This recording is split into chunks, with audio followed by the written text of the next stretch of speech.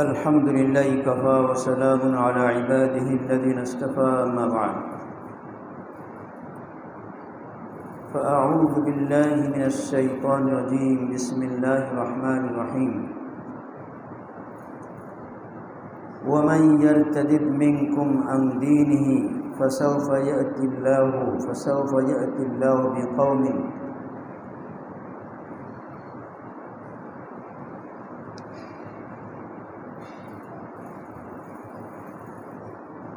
मोहतरम दोस्तों बुजुर्गों, আল্লাহ পাকের ইজ্জত বান্দার ইবাদতের পর নির্ভরশীল নয়।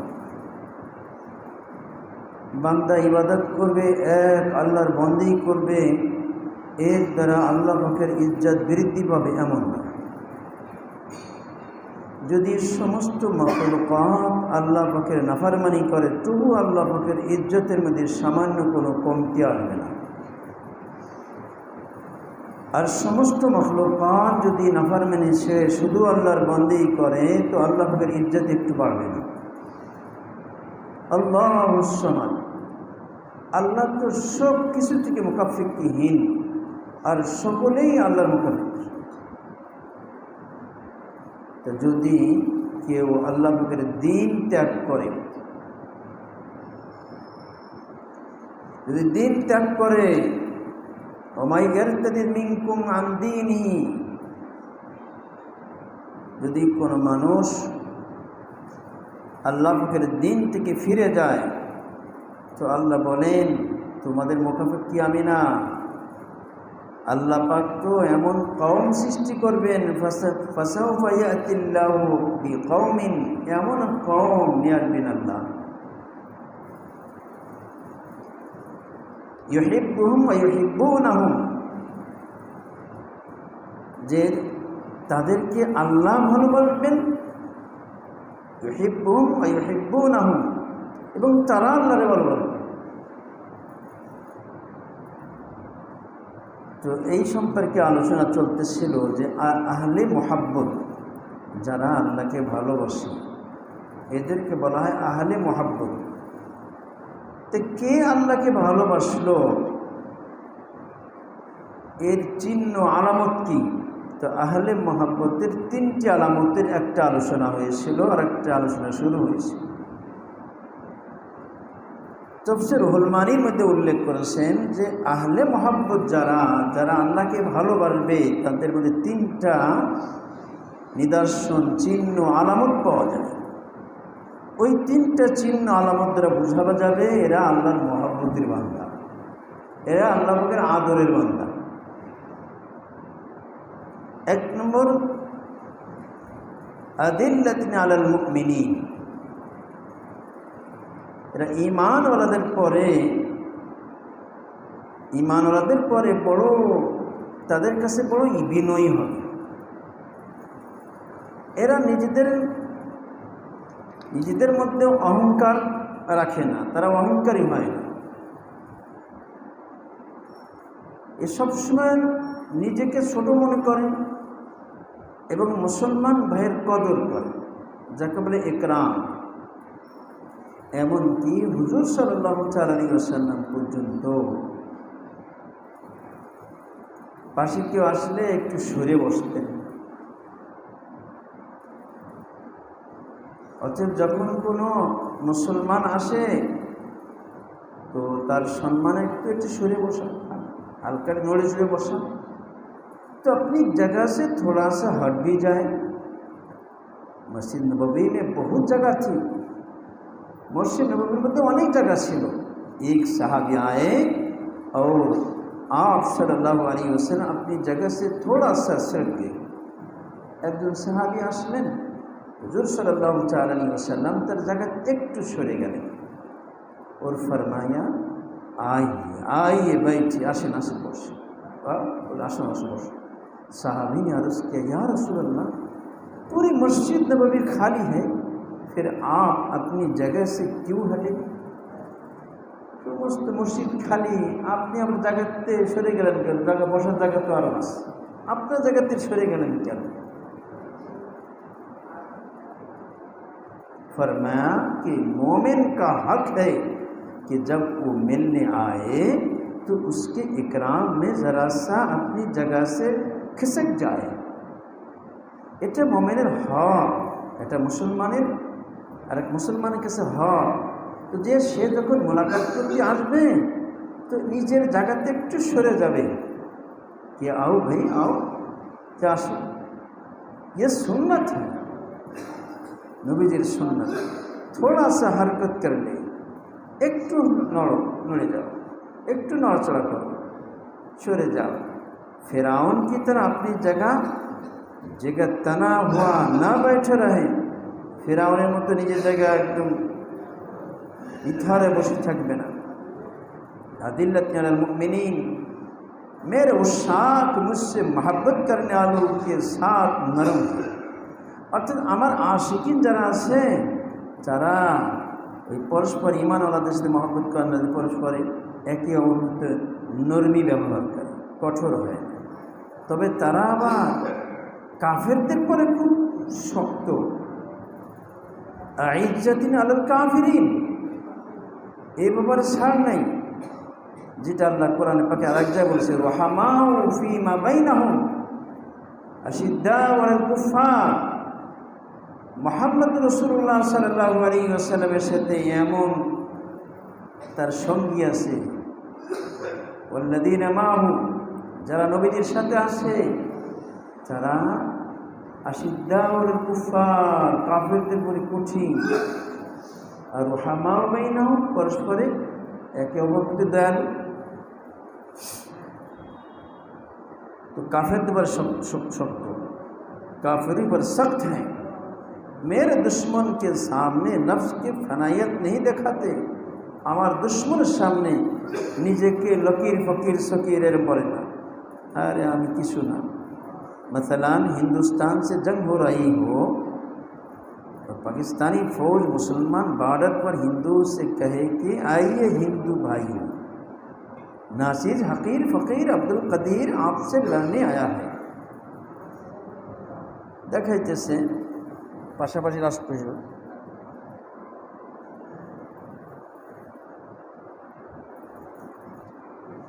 যেমন পাকিস্তান হিন্দুস্তান,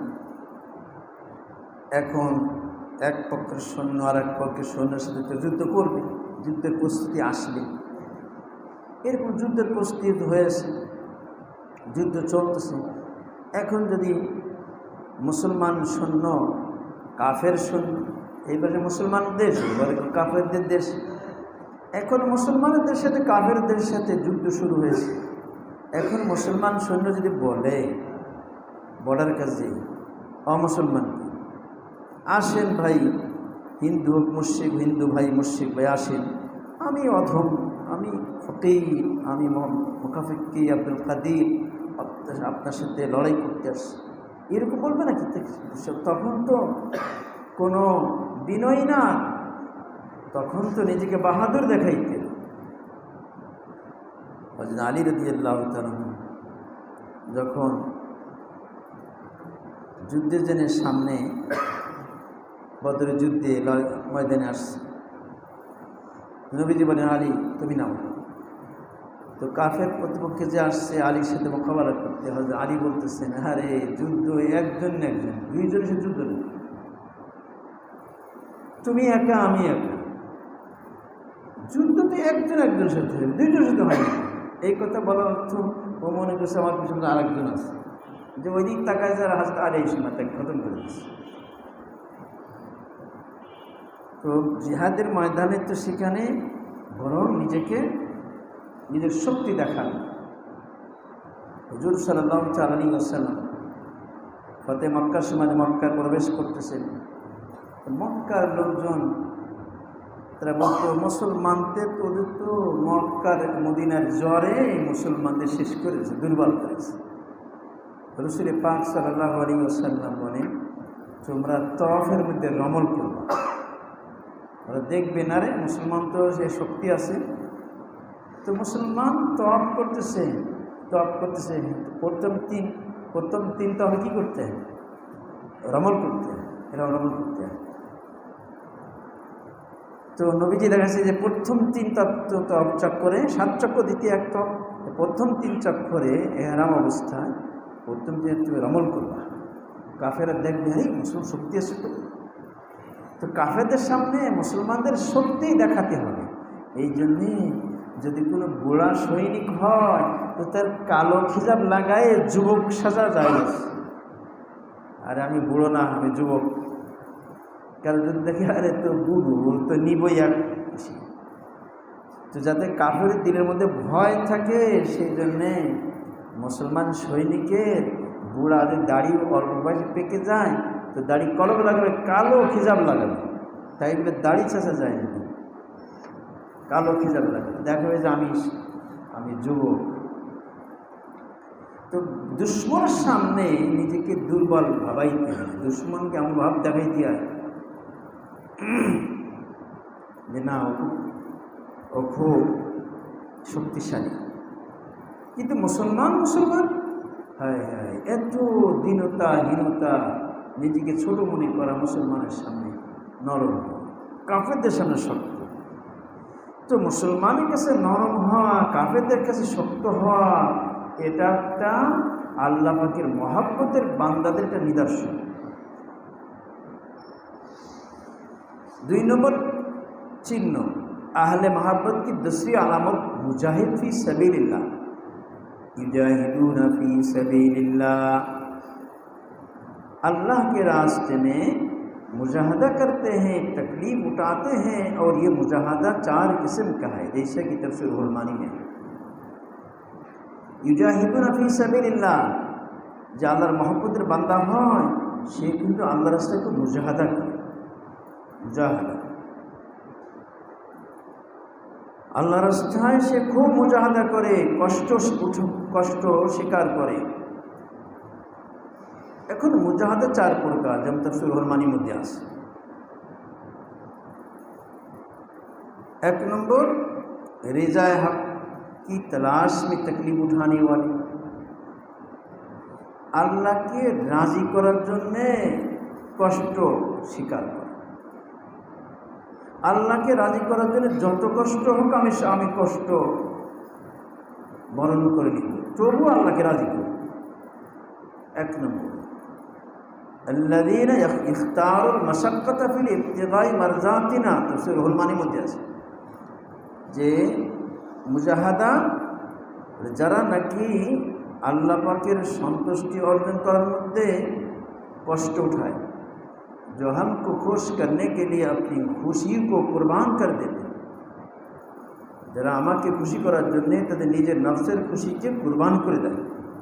इसे दिल चाहता है कि इस टेडी को, हसीन लड़की को या हसीन लड़के को देख लो, যেমন মন চায় এই টেডিকে দেখি, এই সুন্দরীকে দেখি, বা এই সুন্দর যুবককে দেখি दाढ़ी भी। अल्लाह ताला फरमाते हैं कैसे पहचानोगे ये मेरा आशिक है, तो मेरी खुशी को मुकद्दम करेगा। अल्लाह बोलें जे केमन की कर चिनबा ये आमार आशिक,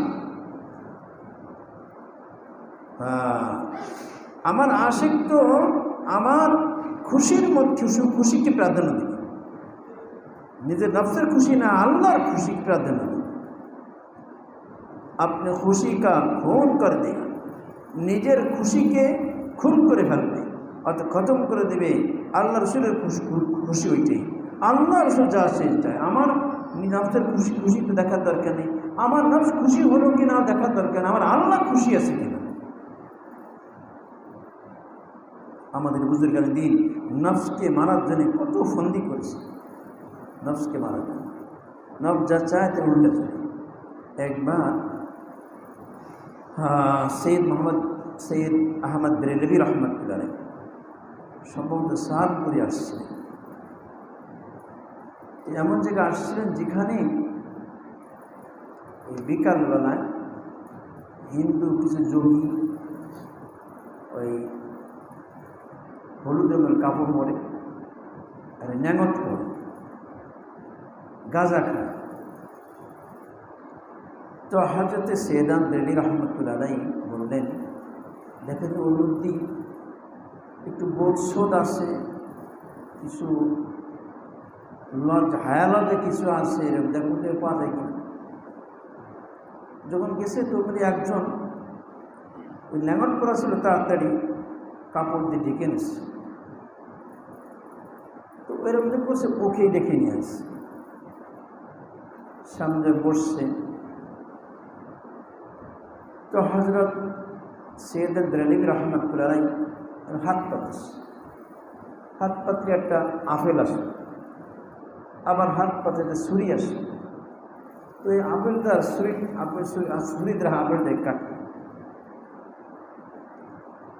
সৈয়দ আহমদ বেরেলভী রহমত দেখাইতেছে ওই হিন্দু যোগী সে হাত পাতছে, হাত একটা আপেল আসে, আবার হাত পাতে ছুরি আসে, সেও কাটবো। দেখাচ্ছে তুমি যা করতে পারো আমিও পারি। আচ্ছা ঠিক আছে।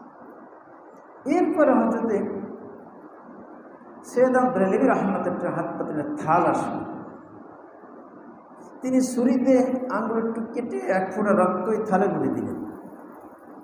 আর একটা থাল আর একটা প্লেট আসলো, একটা প্লেটে রেখে একটা ঢেকে মাটি খনন করে ওখানে প্লেটটা দিয়ে উপরে মাটি ঢেকে দিল। ও যোগী তাই করলো, সেও মাটিতে ঢেকে দিল। ইনি যা করতেছেন তাই করতেছে। কিছুক্ষণ পরে এবারে মাটি সরাই ওই প্লেটটা বের করে উপর প্লেটটা সরাই দেখি সেই রক্ত দিয়ে ঘ্রাণ বেশ মেশ কামবারে যেরকম ঘিরানে ভরে যাচ্ছে। এইবারে হিন্দু যোগী সে কী করলো, সে মাটি সরায় তার প্লেট বের করলো, যে দেখে যে অসম্ভব দুর্গন্ধ এবং কড়া কড়া পোক হয়ে গেছে, কিলবিল করতেছে, আর দুর্গন্ধে থাকা যাচ্ছে। দুইজন দুই রকম। এখন হিন্দু যোগী জিজ্ঞাসা করতেছে কি হলো, আপনারা ঘৃণান, আমাদের ঘৃণান না কেন? দেখো তোমার সাধনা হলো বাতেলের পর, না হক সাধনা। তুমি সাধনা করো, কিন্তু সেই সাধনা না হক সাধনা, আর আমার সাধনা হলো হক সাধনা। এই জন্য আমার রক্তের থেকে ঘৃণান বেরোইতেছে, তোমার থেকে দুর্গন্ধ বেরোইতেছে। তারপর হজরত সৈয়দ বেরেলভী রহমত জিজ্ঞাসা করে, আচ্ছা তুমি এই শক্তি কি করে পাইছো? বলছে আমি নফসের খেলাপ করি, আমার নফস যেটা চায় আমি তো উল্টো করি। আচ্ছা, নফসের উল্টা চলো, এই সাধনার কারণে আজ তুমি এই পর্যন্ত পৌঁছেছ। আচ্ছা তোমার এই মুহূর্তে কি তোমার মুসলমান হইতে মন চাচ্ছে? না। তোমার থিওরি উল্টে গেল যে, তুমি যে বলছি সবসময় তোমার নফসের উল্টে চলো যে, এই করে পর্যন্ত আসছো, ধরা খেয়ে গেছে, তখন কলেমা পড়ে মুসলমান হয়ে গেছে। ওই নফসের উল্টে চলো। সাধনা করলে ভুল সাধনাকে তারাও কিন্তু পায়, সাধনা করলেও একটা কিছু হবে। রশিদ আহমদ গাঙ্গুহি রহমাতুল্লাহ আলাইহি কোথায় আজমগড়তে 300 কিলোমিটার দূর, 300 মাইল দূর আজমগড়ে একটা হিন্দু সাধনা করে, বছরে 2 বার বের হয় মাটির তল থেকে, ওখানে থেকে খায় না। এই শরীর পরে কি ছিল না, চামড়াগুলো রসুনের পাতলা এরকম হয়ে গেছে, এই চামড়া ঝুলে গেছিল, দেখতে গেলে চোখের দিকটা দেখে উঠে দেখা লাগে এরকম হয়ে গেছে। তো সে সাধনা করে। রশিদ আহমদ গাঙ্গুহি রহমাতুল্লাহ আলাইহি এক মুরিদ ভক্ত, হজরত শুনছি ওই হিন্দু সাধনা করে বছরে 2 বার বেরোয়, কিরম সাধনা করে আপনি দেখ। আচ্ছা যাও, গেছে। যখন হিন্দু সামনে আসছে, ও বেরোচ্ছে, তখন ও কিন্তু বাতেনিভাবে ওর পরে প্রভাব ফেলেছে, ফেললে কেমন যেন আলোকিত হয়ে গেল ওর সামনে। ওই মুহূর্তে আবার সঙ্গে সঙ্গে রশিদ গাঙ্গুহির যে মুরিদ, সে হয়তো গাঙ্গুহিকে স্মরণ করছে, আরে আমার শায়েখ তো রশিদ গাঙ্গুহি। তখন কিন্তু দেওয়ালে বল মারলে যেন বল ফিটে রিটার্ন আসে, ওই হিন্দুর যে বাতেনি শক্তি প্রয়োগ করেছে, শক্তি রিটার্ন আসে, ওর সামনে টিকি নেই। কী হলো তখন? এরকম কौन है, বলছে অমুক, তেরা গুরু कौन है? তোর গুরুকে রশিদ আহমদ। हाँ हाँ, तगड़ा गुरु है, तगड़ा गुरु है। बैल के पेड़ के नीचे बैठे हुए हैं। हाँ, তোর গুরু তো দেখছি শক্তিশালী গুরু রে। গাছে নাম বললাম, এই গাছের নিচে এই ছোটো খাট আছে, ওইগুলো বসে আছে। তো সে তো 300 মাইল দূরত্বে বলতেছে, ওখানে দেখতেছে যে হ্যাঁ তোর গুরু তো সাংঘাতিক শক্ত গুরু। গাছের নিচে একটা খাটের পরে বসে আছে। তো কিন্তু ওর পর প্রভাব ফেলেছে, ওই করে কেউ অনেক মুসলমানকে হিন্দু বানায়। আরে না জানি কি কত বড় শক্তির অধিকারী। কিন্তু যখনই রশিদ আমার গান বই সব কাছে, আর আমার তো হংকারে পীর আছে, আমার উস্তাদ আছে। ও রশিদে আল্লাহ বা কী করেছে, তাকে হেফাজত করেছে। ওই বলে দেওয়ালে বলে ফিরে আসে, ঠিক ওরকম ওই প্রভাব পড়ে নেই, প্রভাব হিন্দুর প্রভাব হিন্দুকে ফিরে গেছে তার। তো অনেক সময় এরকম সাধনা করে, সাধনা করলে একটা কিছু হবে যে হক সাধনা হয় তাহলে আল্লাহকে পাবে, না হক সাধনা হলে আল্লাহকে পাবে না, দুনিয়াতে অনেক কিছু দেখাতে পারবে। তো মুজাহাদা করাই, মুজাহাদা হকদেরকে হক জিনিস মুজাহাদা হলে অবশ্যই তার মধ্যে সে আল্লাহকে পাবে। তো নিজের নফসের মুখালেফাত করা, নিজের নফস সবসময় গুনাহ চালে, ওর চাহিদাকে खून করে ফেলা যায়। फिर उसके दिल के उफुक पर मैं अपने कुर्ब का सूरज तुलू करता हूँ। যখন কোনো বান্দা সবসময় তার নফসের চাহিদাকে সে উপেক্ষা করে চলছে, মন যা চাবে তা করবো না, এরকম যখন করতে থাকে, তখন তার হৃদয়ের আকাশে আল্লাহ পাক তার নৈকট্যের সূর্য উদয় করে দেন।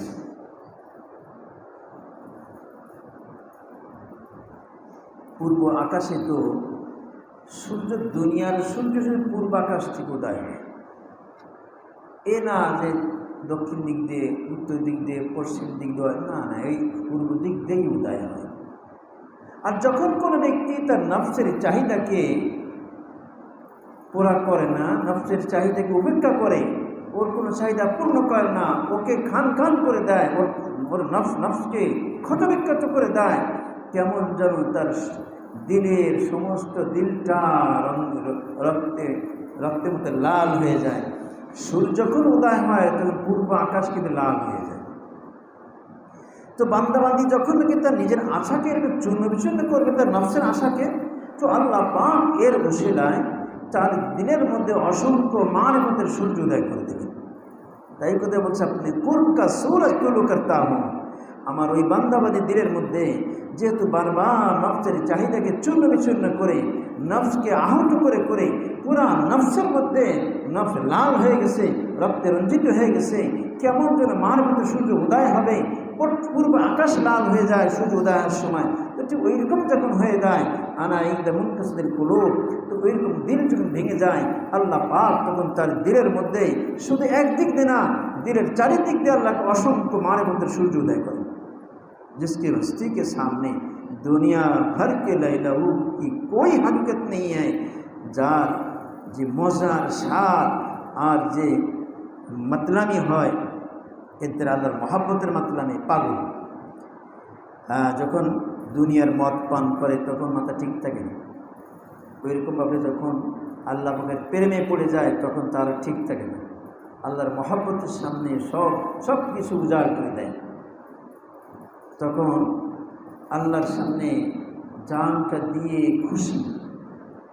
যখন বীর মৌনার ঘটনার মধ্যে পিছন থেকে তীর নিক্ষেপ করেছে, আর তীর বুক চিরে বেরোয় গেছে, আর রক্ত ফিনকি মেরে পড়তেছে, তো এই রক্ত দিয়ে এরকম মুখে মাখাছে, ফুস্তু বিরক্তিল কাবা, ফুস্তু বিরক্তিল কাবা। আরে আমি আল্লাহর ব্যাপার, আমি কাবা রবের নামে আমি তো কামিয়াব হয়ে গেছি। এই অবস্থা আছে কি আমি কামিয়াব হয়ে গেছি। ওই যে হিন্দু মেয়েটা জাহান ইমান জাগার সাক্ষাৎকারের মধ্যে পড়লাম, যে মুসলমান হয়ে গেছে, তার মা ভিতরে মুসলমান হবে হবে এরকম ভাব। বাপ একটু নরম, কিন্তু চাচা খুব কঠিন। এই জন্যই চাচা বন্দি করেছে, তার সাথে ওই মেয়েটির বাপকেও সাথে নিয়েছে, একে মেরে ফেলতে। হিন্দুরা কিন্তু টের পায় কোনো মেয়ে বা ছেলে মুসলমান হয়েছে, তারা কিন্তু এরা ক্ষেত্রে তারা বন্দি করে, ওই মেরে ফেলে। তো যাই হোক, তো ওকে মারবে পরিকল্পনা করেছে। তো তাকে দাওয়াত খাওয়ার নিয়ে যাবে, যেখানে মারবে সেখানে বড় গর্ত করেছে, আগের থেকে সব কমপ্লিট ঠিকঠাক করে রাখছে। মেয়েটি বলে চলো আমরা বেড়ায় আসি। তার বাপ বলে চলো 12 বছর পরে বেড়ায় আসি। মেয়েটাকে সে খেয়াল করিনি, না এদিক দিয়ে যাবো, সর এদিক যাবো না। কিছু যাওয়ার পর সন্দেহ সে এদিক যাবে কেন। তারপর যেতে নিয়ে যাচ্ছে, বাপ চেঁচা রয়েছে, কিছু বলতে পারতেছে না।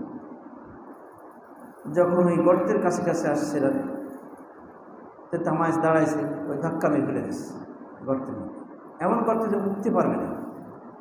এরপরে ওখানে রাখা ছিল আগের থেকে পেট্রোল সব দিচ্ছে, দিয়ে আগুন ধরা দিচ্ছে, দিলে ওই অবস্থা দাউ দাউ করে জ্বলতেছে, দাউ দাউ করে জ্বলতেছে।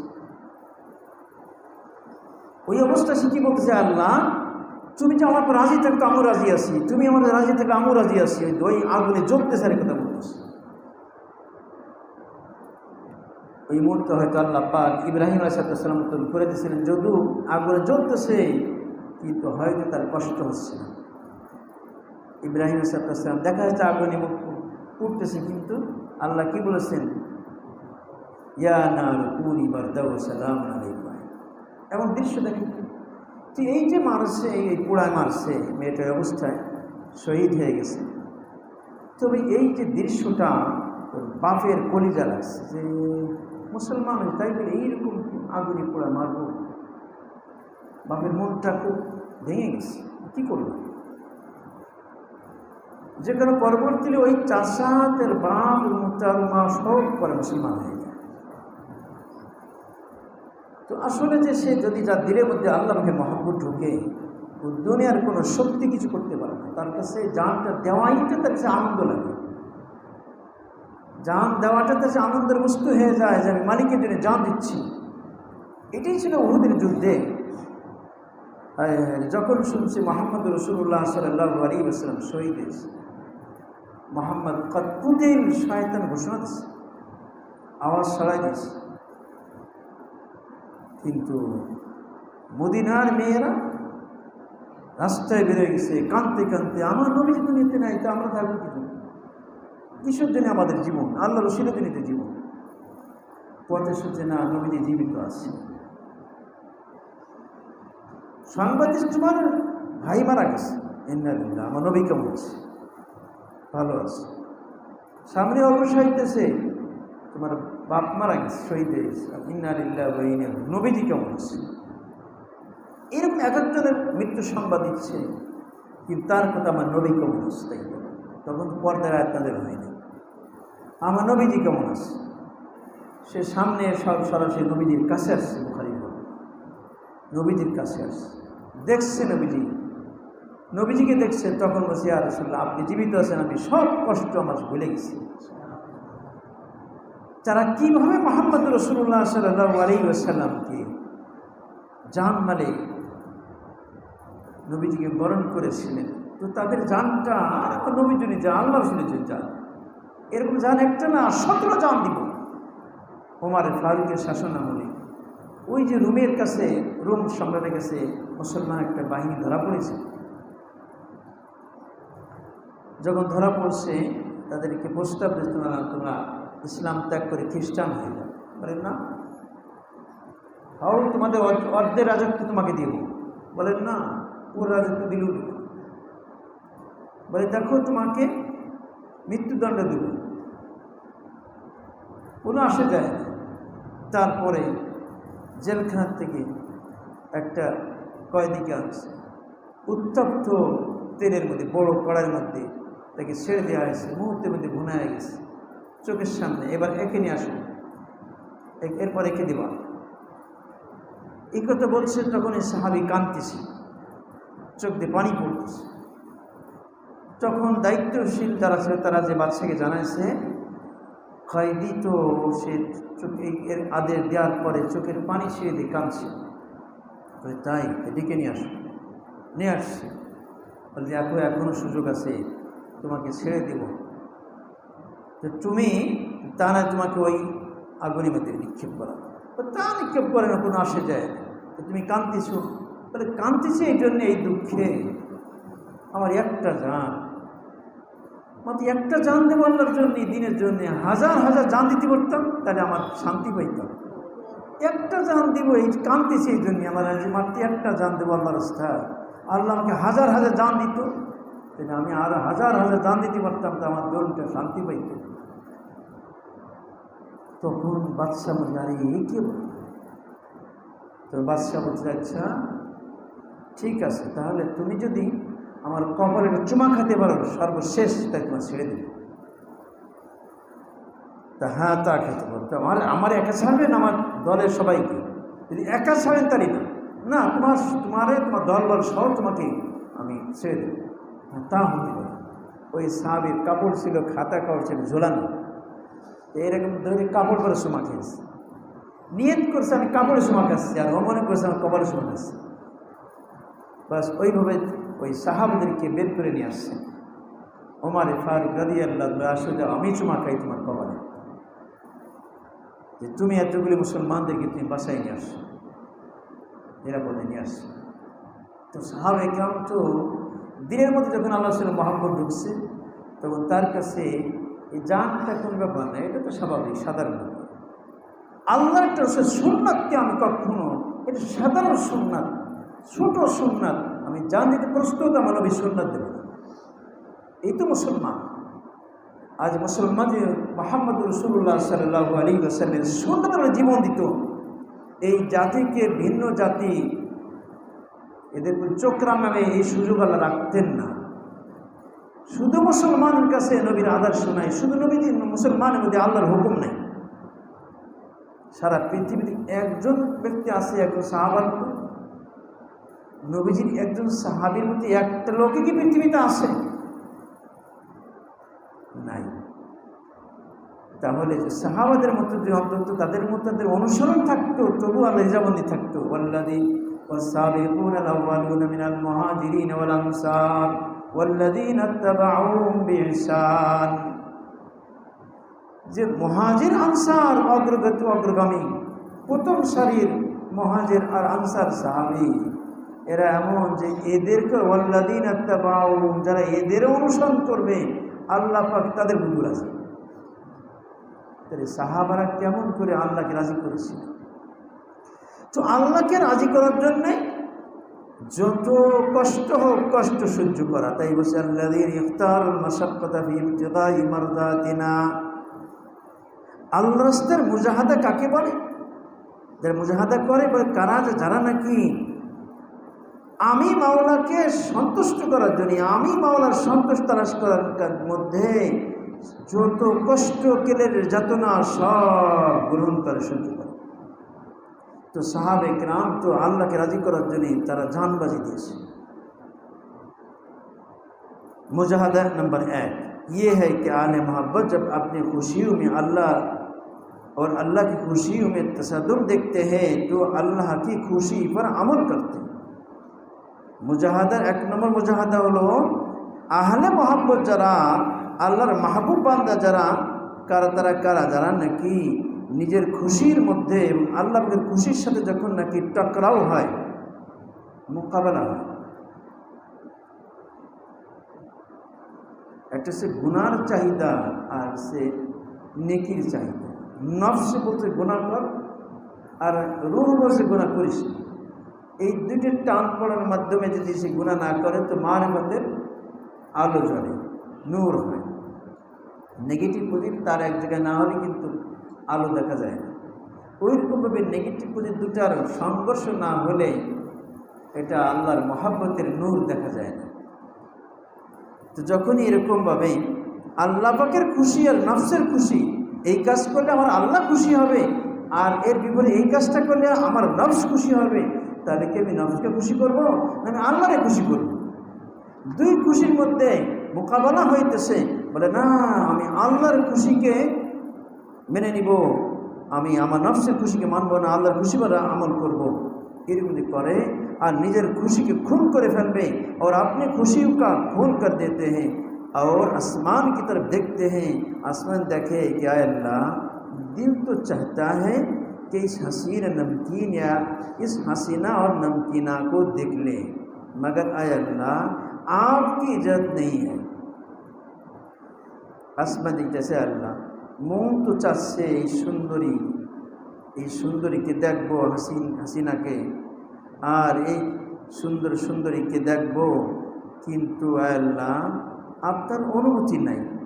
आपने कुरान पाक में मना फरमाया, आपने कुरान पाक में निषेध करेছেন, लिहाजा मैं आपको खुशी का खोश करता हूँ, एजन्य अल्लाह আমি তোমাকে খুশি করব और अपने नफ्स दुश्मन को नाखुश करता हूँ।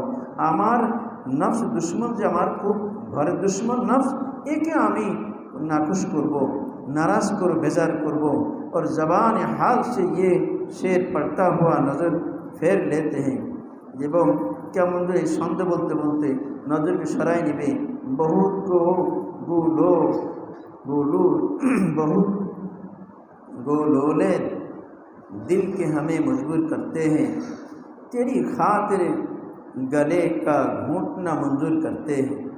अनेक फूल तो আমার মজবুর করে দিল তার দিকে যাক, কিন্তু তোমার জন্যে আমার নফস গলা ঘুঁটে দেবে, তবু আমি তাকে দেখব না। मौलाना मंसूर साउथ अफ्रीका তিনি বলেন, नज़र के चोर के सार पर नहीं है ताज विलायत, जो मुत्तकी नहीं होता उसे वली नहीं कहते।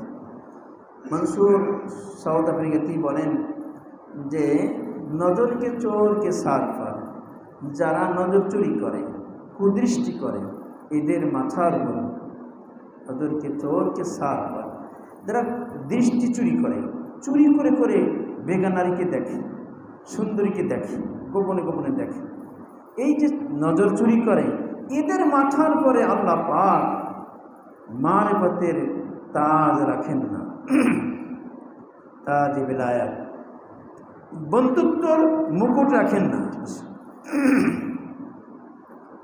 नजर के चोर के सार पर नहीं है ताज विलायत, वो मुत्तकी नहीं होता जिसे, जो मुत्तकी नहीं होता उसे वली नहीं कहते। जे मुत्तकी है ना ওরে वली কয় না। আল্লাহর वली কাকে বলে? যে मुत्तकी সেই হলো আল্লাহর वली।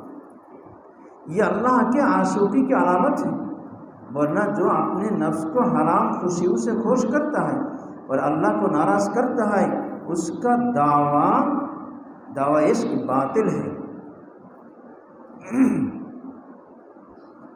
যে ব্যক্তি নিজের নফসকে হারাম খুশি দ্বারা তাকে খুশি করে, যে খুশি শরীয়ত দৃষ্টি নিষেধ, হারাম, ওই কাজ করে নিজের নফসকে খুশি করে আর আল্লাহর নারাজ করে, তাহলে সে যে আল্লাহর আশিক, এটা একটা भ्रांत কথা। তার দাবিটাই बातिल, दावा इश्क बातिल है। अगर किसी के आशिकी वो देखनी है, यदि कारो इश्क मोहब्बत देखते हैं, अल्लाह पाकेर बड़ो आशिक ये देखते हैं, तो एयरपोर्ट पर देखो, मार्केटों में देखो, क्लिफ्टन में देखो, लंदन में देखो, जहाँ क्रिश्चियन लड़कियाँ टांगे खोले चल रही हैं, वहाँ पता चलेगा कि कैसा आदमी है, ये बंदर है या कलंदर है। एर परीक्षा के आल्लाहर आशिक এটা দেখা যায় এয়ারপোর্টে, প্যারিসের এয়ারপোর্টে, ইংল্যান্ডের এয়ারপোর্টে, আমেরিকার এয়ারপোর্টে। সেখানে দেখো, ওখানে বোঝা যায় কত বড় তোমার আল্লাহর আশিক।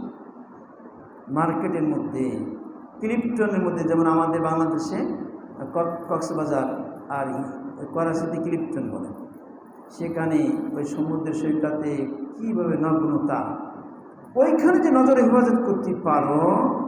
লন্ডনের মধ্যে দেখো কত নগ্নতায়, এখানে যে তুমি নজরে হেফাজত করতে পারো, जहाँ क्रिश्चियन लड़कियाँ टांगे खोले चल रही हैं, যেখানে খ্রিস্টান মেয়েরা তাদের হাঁটুর অর্ধলঙ্গ, তাদের পা খোলা থাকে, এই বলছে চলে, ওই সময় নজরে বাসাইতে পারো, বোঝা যাবে যে তুমি কালন্দার না বন্দর, তুমি যে বান্দর না কালন্দার বোঝা যাবে। কালন্দার আল্লাহর আশিককে বলা হয়। ওই সময় ওখানে আল্লাহ পাকের মারফতের হালুয়া বিক্রি হয়। কারণ যে নজর হিফাজত করবে আল্লাহ পাক তাকে রুহানি হালুয়া খাওয়াই দেয়, অর্থাৎ তার ইবাদত বন্দেগীর মধ্যে আল্লাহ মজার স্বাদ দিয়ে দেয় ওই কুদৃষ্টির থেকে নজরকে বাঁচাইবার জন্যে। এই কুদৃষ্টি হয় কোথায়? এই সময় জায়গায়, এমনকি বিমানবালাগুলো এরকম, ওকে নজরকে বাঁচাইতে পারো, তাহলে দেখবা বোঝা যাবে যে না তুমি আসলে আল্লাহর আশিক। আল্লাহ পাক কোরআনে বলেছে আলাম ইয়ালাম বিআন্নাল্লাহ ইয়ারা, সে কি জানে না তার আল্লাহ তাকে দেখতেছে। আল্লাহ আমাদের সকলকে শতভাগ আল্লাহ পাকের মহাব্বতে এবং আল্লাহ পাকের ভয়ে, আল্লাহ পাকের আজমতে, আল্লাহর আজমতের কারণে হোক, আল্লাহর ভয়ের কারণে হোক, আল্লাহ পাকের মহাব্বতের কারণে হোক। কারণ মানুষ সব গুনাহ ছাড়ে ভয়ের কারণে, গুনাহ ছাড়ে অনেক সময় প্রিয়জনকে অসন্তুষ্ট করতে চায় না, তার নারাজি। গুনাহ ছাড়ে আরেকজনের মহব্বতের কারণে, গুনাহ করলে এই কাজটা করলে আমার মহব্বতের লোক নারাজ হয়ে যায়। এই জন্যে মেরে মহতাম দোস্তার বুজুর্গ, যেভাবেই হোক না কেন সেদিন গুনাহ আল্লাহ পাকের আজমতের কারণে, আল্লাহ পাকের আযাবের ভয়ে হোক আর আল্লাহ পাকের মহব্বতের ভয়ে হোক, যেভাবেই হোক না গুনাহ দিয়ে ছেড়ে দেয়, আল্লাহ পাকের কাছে এই বান্দা এই বান্দি আল্লাহর বড় প্রিয় হয়ে যায়, আল্লাহর আদরের বান্দা। তখন সে যা দাবি করে আল্লাহর কাছে আল্লাহ তাই খাওয়ায়। আমাদের বুজুর্গানা দিন ওইরকম ছিলেন। আল্লাহ আমাদের সকলকে শতভাগ গুনাহ ত্যাগ করে শতভাগ নবীর সুন্নত পরে, নবীর সুন্নতের রঙিন হয়ে আল্লাহের সামনে হাজির হওয়ার তৌফিক ফরমান। বুজুর্গানা দিনের দরবারে গেলে তারা যেমন একটা বিউটি পার্লার একটা মেয়ে গিয়ে তাকে সাজিয়ে গুজিয়ে দেয়, যাতে বিবাহের পর স্বামীর কাছে যখন যাবে তবে স্বামী থেকে পছন্দ করবে। আল্লাহওয়ালাদের কাছে গেলে ওইরকম তারা তার জাহেরি বাতিনি, জাহেরি নবী সুন্নাতের বাতিনি সমস্ত আখলাকে হামিদা দ্বারা সাজিয়ে আল্লাহ পাকের দরবারে আল্লাহর পছন্দের বান্দা হয়। আরে তুমি তোমার আশিক, তুমি তোমার বন্ধু হয়ে গেছ।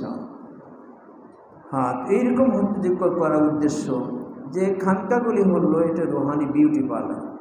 আমার হযরত বলতে রুহানি বিউটি পার্লার, সেখানে ঈমান দ্বারা, আমল দ্বারা, সুন্নাত দ্বারা, নবীর আখলাক দ্বারা নিজের জাহের বাতিনকে সাজানো, যাতে আল্লাহ পাক দিকে ফেরেশতার কাছে গর্ব করবে, দেখো তোমরা না অভিযোগ করেছিলে, দেখো সেই যাদের বিরুদ্ধে অভিযোগ করেছিলে তারা দেখো আমায় পাওয়ার জন্যে কীভাবে আমার নবীর সুন্নাতের জীবনকে সাজাইছে, কীভাবে আমাকে পাওয়ার জন্যে বারবার আমার মারফতের সেই দরবার যে ঘর আছে সেই ঘরের কড়া বারবার না মানে বারবার কড়া নাড়াইতেছে, আল্লাহ দরজা খোলো, আল্লাহ দরজা খোলো, অর্থাৎ বারবার চোখের পানি ফেলতেছে। যখন দুনিয়ার সমস্ত মানুষ ঘুমায় রয়েছে, ওয়াসাল্লি বিল্লাইলি ওয়ান নাস নিয়াম, এমন সময় নামাজ পড়তে দুনিয়ার মানুষ ঘুমায় থাকে রয়েছে, ওই সময় মালিকের কাছে বলে আল্লাহ এখন সারা দুনিয়ার দরবার বন্ধ, শুধু তোমার দরবার খোলা আছে। হযরত রাবিয়া বসরি রাহমাতুল্লাহ আলাইহি এরকম সময় আল্লাহ সারা দুনিয়ার মানুষের দরবার এখন বন্ধ, শুধু তোমার দরবারটা খোলা আছে। আর তোমার দরবারটা এরকম যে তোমার দরবারে কোনো কম হয় না। তো এরকম আল্লাহ পাকে তো ওই সময় চায় যে যারা দুনিয়ার মানুষ ঘুমায় থাকে ওই সময় যদি সে উঠে আল্লাহর কাছে কান্নাকাটি রোনাজারি করে, এটা আল্লাহর কাছে এত বেশি প্রিয়, যদি মাসির মাথার সমতুল্য পানি বের হয় বাস জিন্দেগি হয়ে গেছে, ওর জন্য আর কিছু লাগবে না। ওই এক ফোঁটা পানি তার জন্য জাহান্নামের আগুনকে হারাম করে দিই। হারামাহুল্লাহ ইল্লা হারামাহুল্লাহ ওয়ালা নার, হাদিস স্পষ্ট আছে। আল্লাহ সকলকে শতভাগ গুনাহ ছাড় তৌফিক